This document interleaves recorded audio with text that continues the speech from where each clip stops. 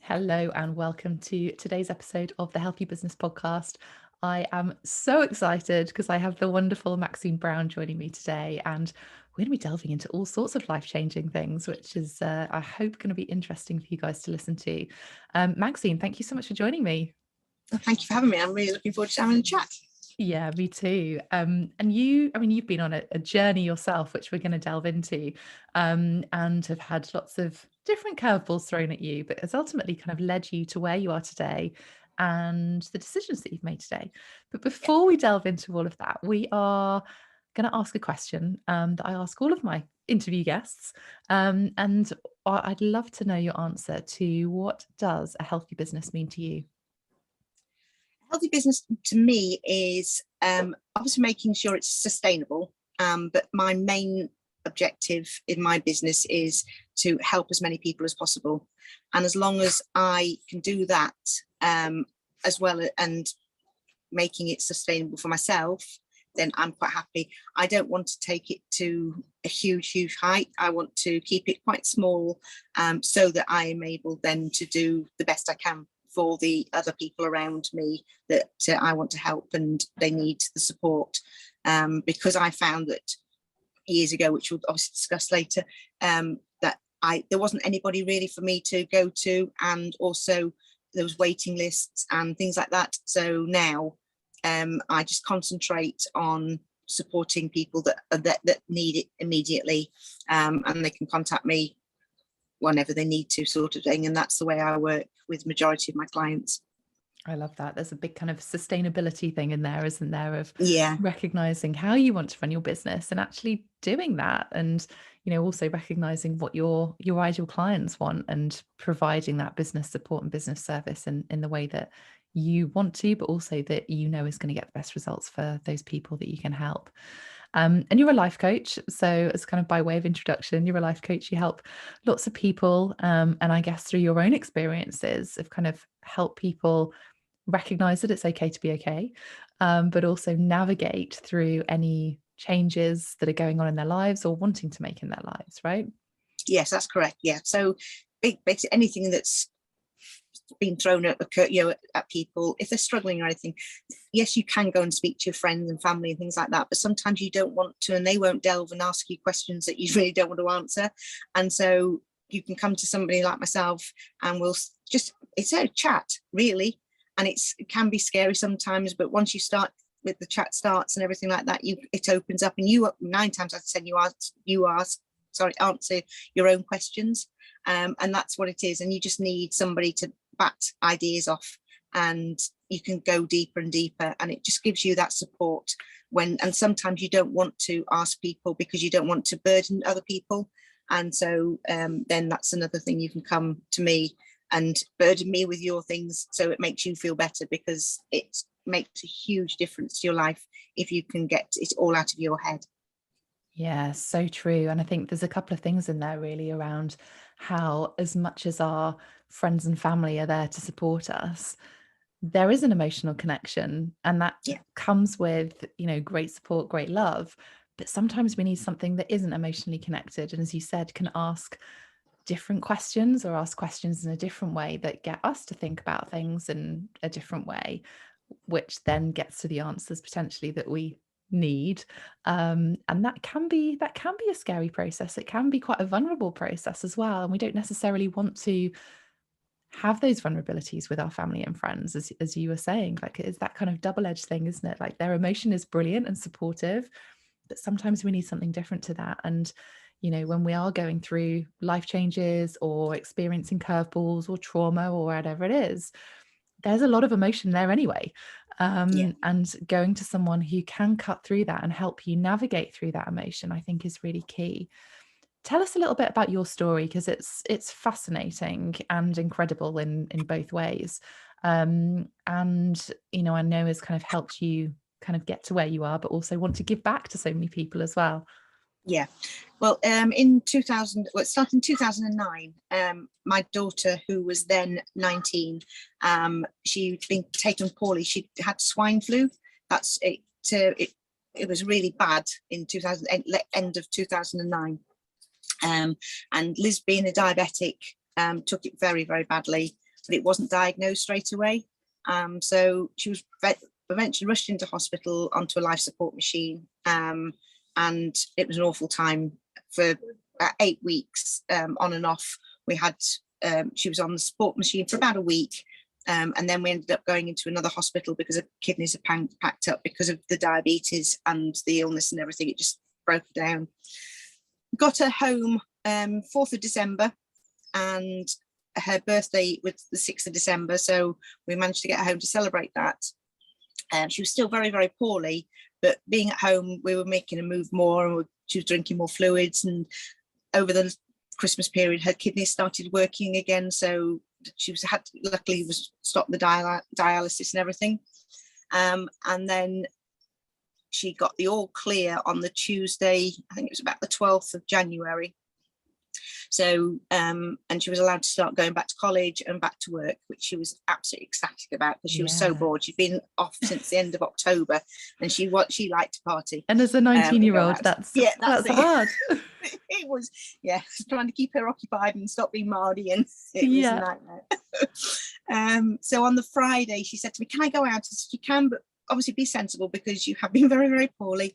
Don't go boozing or anything like that. Just listen to what the doctors said." She said, "Yeah, Mummy, I'll be good." And I said, "Yeah, I know, but I'm just obviously concerned."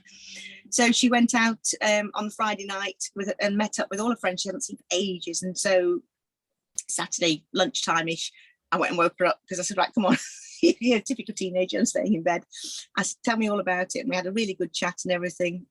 She'd had an amazing time. That afternoon, she sent me a text and said, "I'm going out, Mummy, with my friend.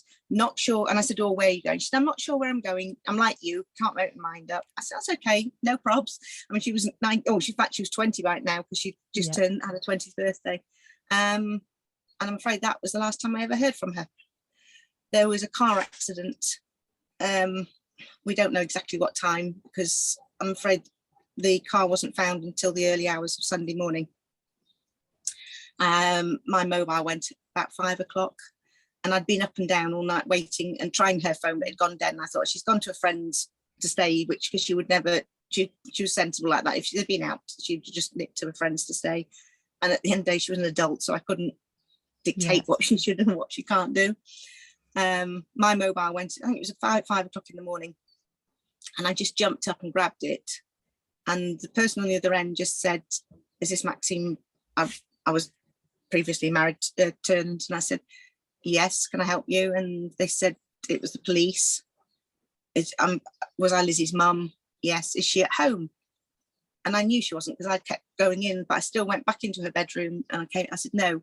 And they said that there'd been a car accident, and I said, and they said, but I think from what I remember, they couldn't tell me anymore. And I said, "Well, have you checked?" They didn't know where the girls were or something.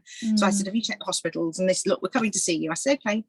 So then I phoned all the hospitals around, and the time just flew. And within I think 20 minutes, police knocked on my door, and I'm afraid they said that she died. They had, but they couldn't tell you over the phone. And then, so this was January the 16th. It was the 17th, because it was the Sunday that they came round, because they didn't find the girls. Lizzie was with her best friend, well, one of her really close friends, and she was driving, and I'm afraid she had died also. So it was, and Liz was our own daughter, so it was just my life had just ceased, really, because I did everything to help her and wanted to, because she was growing into such a clever young lady, and she was doing so well at everything. So it was, my life just came to the standstill, and you have to phone and tell everybody, which was awful. Really hard, especially after the last few months that you'd been through of, the emotional turmoil, it's just your internal capacity, not just as a mum, but just as a carer, and everything that kind of goes with that. And then to have something even more life-changing to happen to you is just incredible. It was. I mean, even the hospital put a tribute out, because they'd nursed her back from being poorly to then hearing this happen. I mean, it shocked so many people, and so we obviously had to go through everything and tell everybody. And my husband and I then had to start living our lives as much as we could. We'd been together, well, since I was 17, so we'd been together an awful long time. It was coming up to our 25th wedding anniversary in the August. And we were struggling. And he kept saying he couldn't cope. And I kept saying, please talk to somebody because it's so important. And I asked his friends to talk to him. And then in May, things had not been brilliant. He'd been drinking an awful lot and we weren't talking as much and as properly as we should. But I'd noticed different things over the previous weeks. He was going out more, not coming back till late and things like that. Anyway, on this particular Sunday, he got up, went out, and I tried to call him, wasn't answering. I texted him, said, where are you? Nothing. And then came back in the afternoon and I said, what's happening? Where, and he just turned around and said, I don't love you. I don't love anybody anymore. And I went, okay, we need to talk. And he said, I don't want to. And he went back out. And I just thought, this is not right. So I just texted him because he wouldn't answer the phone. I said, are you seeing somebody else? And he texted back and said, yes. So I went upstairs, packed my bag and walked out of the house and never went back. So many massive things there. Yeah, it was, to say it was absolutely losing Liz in the January. I changed jobs in the April as well. And then the May, I left my just coming up to 25-year marriage, which, it obviously affected me. But because of what I'd gone through in January, I knew I had to live my life. Yeah. And I wasn't going to waste it on somebody that didn't love me. Yeah. And especially afterwards, I found out he'd been having the affair when Liz was in hospital, being very poorly. Right. He used it because he didn't come to the hospital very much. But I knew he had a phobia of hospitals. He always said he didn't like them. But obviously, it wasn't that bad. He was going off and seeing the other woman. Wow. And and when you look back and think, I could see a pattern once I looked back and opened my eyes. But obviously, I'd got everything else going on in my head because of losing Liz and everything else. So many different coping mechanisms that are kind of coming to surface here of just from you both separately, but also just that awareness thing, I think is key as well, isn't it? Just different ways of dealing with things. Yeah. So I left and got myself another little house and started life again. And I think I got a lot of strength from Lizzie because I didn't want to waste my life. She'd lost hers, and I think it would have been really, really cruel to have both of us not enjoy our life. She was such a vibrant young lady, and I just didn't want to disrespect her name. And she's given me the strength to carry on and do what I do now. I mean, it's taken me a long time to do my training, and also for me to be able to speak to other people to enable me to help them as well, because I had to go through my grieving. And I didn't just have the grief of Liz, I had the grief of my marriage, my job, because everything changed. It's a complete starting from scratch in some ways, isn't it? Of just, yes, it was. Everything had changed almost overnight. It's such a short space of time. That's right. And then even only a few weeks later, I met my now husband. We'd known each other brief to speak to and things like that because we lived in the same town. But it was only, that was the last thing on my mind, was to go and jump into another relationship. That's all I need. I've got all this going on in my. But we went out and we sat and talked for about 4 hours. Just constant, and we found so much in common. It was unbelievable. I've never met anybody that we had so much, we enjoyed doing the same things and things like that. And that was it. We just clicked, and literally within 7 months I moved in with him. And we have a wonderful life. We got married 2016. So 6 years after we met, we got married. Steve had never been married before. There was no children involved, which I know helped me because I don't think I could have taken anybody else's children in. That's And it's probably completely understandable. selfish, but I needed just to keep my new life very small, because I think it just reduced the hurt then if anything happened. And that's, and so Steve just let me grieve properly. He gave me that support. He gave me when I needed it.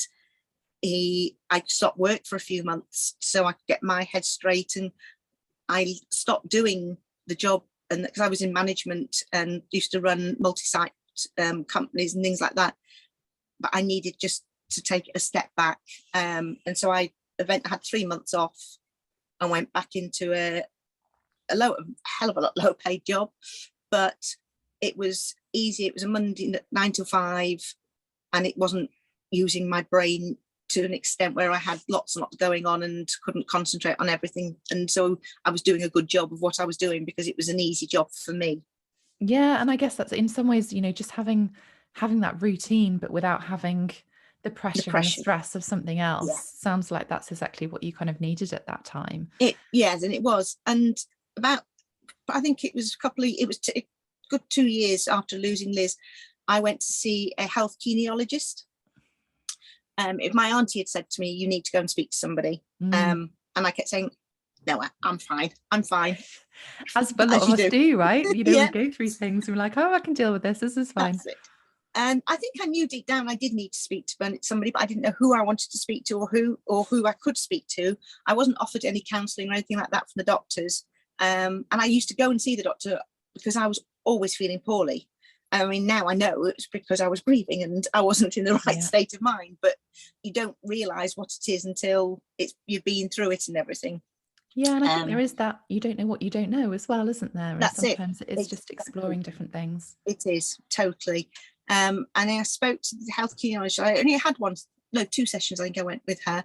And I've had just everything blurted out, really, from years, even from going back to childhood and everything.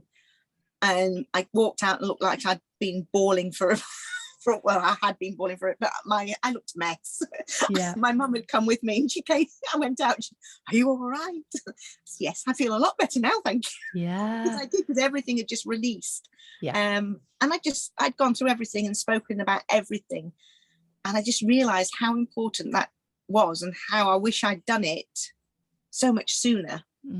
Because it would just have been a relief. It would have been a relief. But I probably wasn't ready then. And that's what people realize. Because with grief, it affects everybody differently. And it takes everybody a different amount of time to go through it and, come out the other side. Yeah. And so it was probably the following year, I thought I need to start now doing some training. And so over the last 8 years, I've done so many different courses and learning different techniques and learning about grief and counselling and life in general, all different aspects of it, so that I could start helping other people.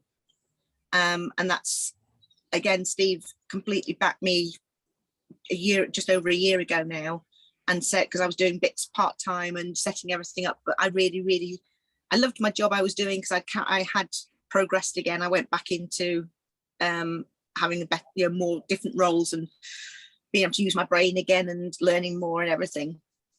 But he said to me, look, you really want to do the life coaching and helping people, and it'll be ideal for our next venture.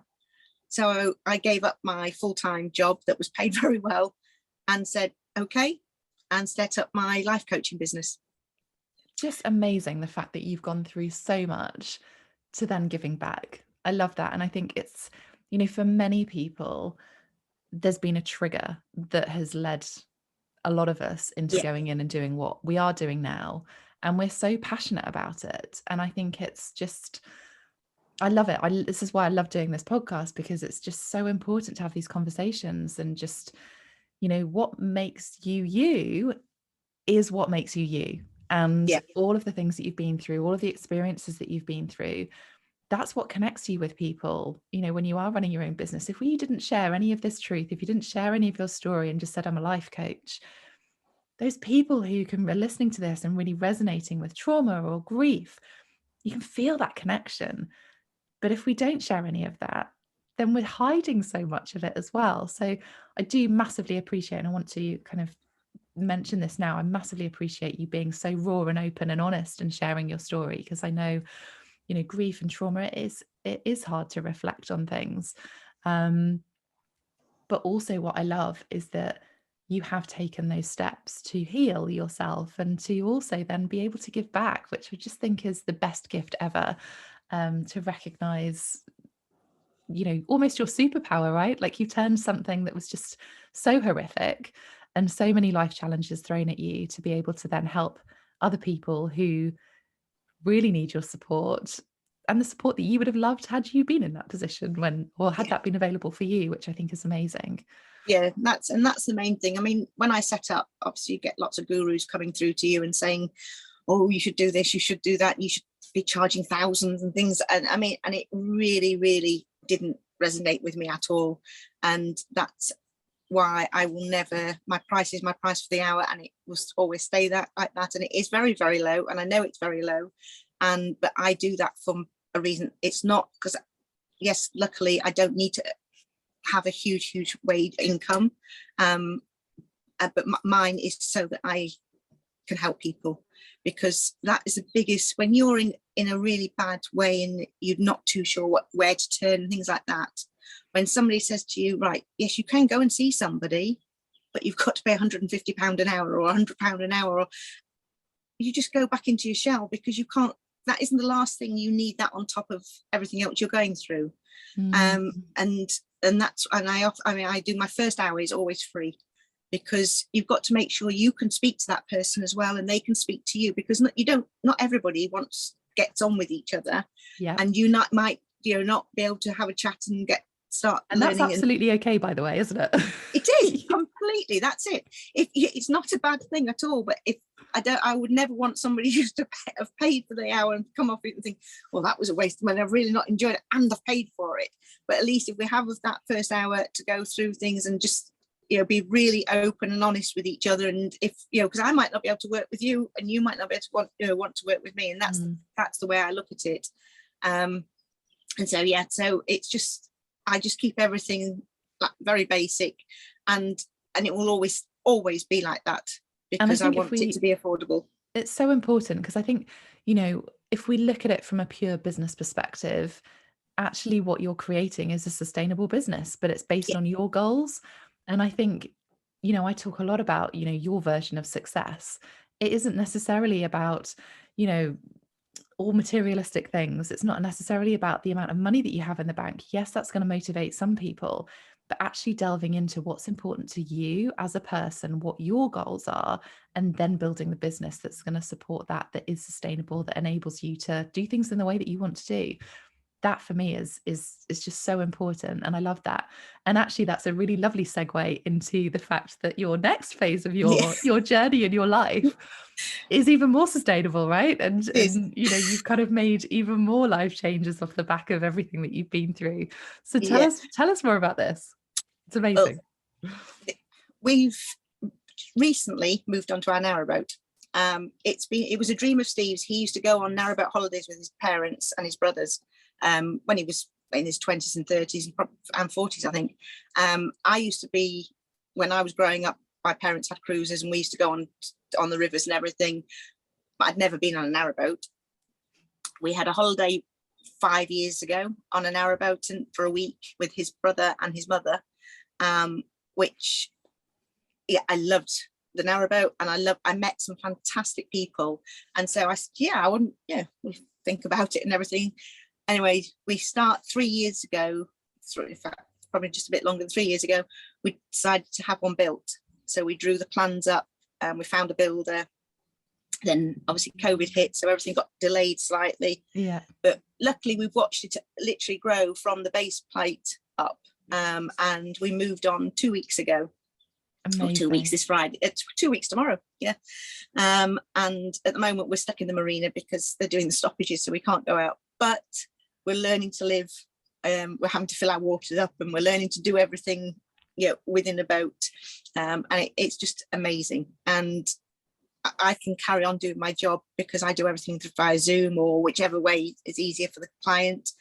And we're just going to go around the UK canals and rivers and live as eco-friendly as possible. Obviously, we've got technology because I'm a techno person, but we are, I mean, I have got rid of so many clothes, it is unbelievable. And we've just, I mean, yeah, we just constantly keep going back to the charity shop. We're doing it again tomorrow because we're not quite finished getting rid of bits and pieces, but it's amazing how little you need. And it's opened my eyes up very much so. Because, but again, it goes back to that doing business in a way that works for you, not just location wise, but doing it sustainably, doing it from wherever you want to. And that is living the goals that you have set, which I just think is amazing. And you know, that's what it should be about. You know, when you're setting your goals, when you're thinking about your business, it should be about doing things in a way that works for you, in a way that works for you. And I think it's something that, you know, in our wonderful world of social media and all those things that we have and that get surrounded by, which are brilliant and useful tools, comparisonitis comes in a huge amount. And what we see almost presented as success, we can feel guilty if we're not achieving that, or we can feel like we're failing if we're not achieving that. But actually, what we then drill back down to, and what I work with a lot of my clients on, is what do you want? Like, what do you actually want? And when you get really clear on that, when you get awareness around it, then you can start building the plans around it. And that should be and is different for everybody. And that's also okay. And I think it's just so important to remember that, of doing life, right? Doing life in a way that fulfills you. Definitely. You've got to have a work-life balance. Years ago, I didn't have a work-life balance. I worked and worked and worked. And I loved my jobs. I've always really enjoyed doing what I've done. But until I got into the relationship I'm in now, I realised how important that work-life balance was, even more so. And especially after losing Liz, there's no way I would ever jeopardise anything, because you've only got one life, and it's just taught me you've got to live it to the best of your ability. And that's why, you know, if you need help, go and get it. If you need to speak to someone, go and have that chat. It doesn't matter what it's about, anything. Don't ever wait until tomorrow. Yeah, I take it one step further, because I don't like the phrase work-life balance, because I think it's all life and work as a pillar of that. But I think, you know, and I think you're almost a complete, you know, picture of that. Like, everything that has been thrown at you, it's kind of come back into actually how important life is, and how important those relationships are, and the time we spend with the people that we care about. And our business should support that. It shouldn't be at the expense of all of that. And you've also written a book just in the mix of all of this. I did. Well, I've done my story. It's 31 Days Life-Changing Journal, but it's my story explaining it. I mean, it's a sad story, well, sad book to read until you get through to the end, and then obviously it comes out nicer. But it's explained. I found that journaling is so important. It's helped me tremendously. So at the end of the book, there's a 31-day journal. So because once you get into a habit of writing a journal, you will keep doing it. And it's so good to get everything out of your head and onto paper, so you can see it clearer, and you can then go through it, and you can take out the bits that you want to keep and what you don't want to keep, and things like that. So yeah, I've written that, and then I did, because I say how important it is to write the journal, I've written a year journal. It's got affirmations, and it's got sections for you to write every single day, and then at the end of the month you can do a look back and what's good, what happened, what you're going to take forward. And it's just, I wanted something for me to write in, and so I've done it so everybody can write in it as well. I mean, it's through Amazon, so anybody can use them. Amazing. So yeah, 31 Days Life-Changing Journal. I love the fact that you've kind of created something out of, you know, what a lot of people wouldn't do, something positive, that can actually really help people, and, you know, not just made your life super positive and one that, you know, really works for you in a way that works for you, but also then giving so much back to so many people. If someone's listening to this and thinking, you know, something's happened, maybe I haven't dealt with things yet, or I want to deal with something, but I don't know where to start. What would you recommend? How do people either find you or find someone that they can talk to? Because I think that's, that first step can be the hardest. It definitely can. I mean, yeah, find me on my website. I've got mkblifecoach.com, and straight away. And it is, find somebody that you can talk to. But obviously if you go onto the internet and look in life coaches around your area, it depends how you want to interact as well. Because some people don't like Zoom. They want to be a face-to-face. Obviously, because of the last couple of years, people are quite happy, a lot more happier to do the Zoom side of things like that. But it's finding that right person that you, as long as you're happy when you find the person that you can and you feel that you can talk to, because that will completely change your life. And do it as quick as you can, because honestly, the difference that once you start speaking to that person, it'll make is amazing. And the other thing to do is start writing things down. Write to yourself or write to the person that you want to be and how you want to feel. Just start putting things into place straight away. And if it's somebody that's hurt you, write to them and tell them how you're feeling. You don't have to give it to them, but it's getting it out of your head onto paper. And it just helps you make more sense of everything.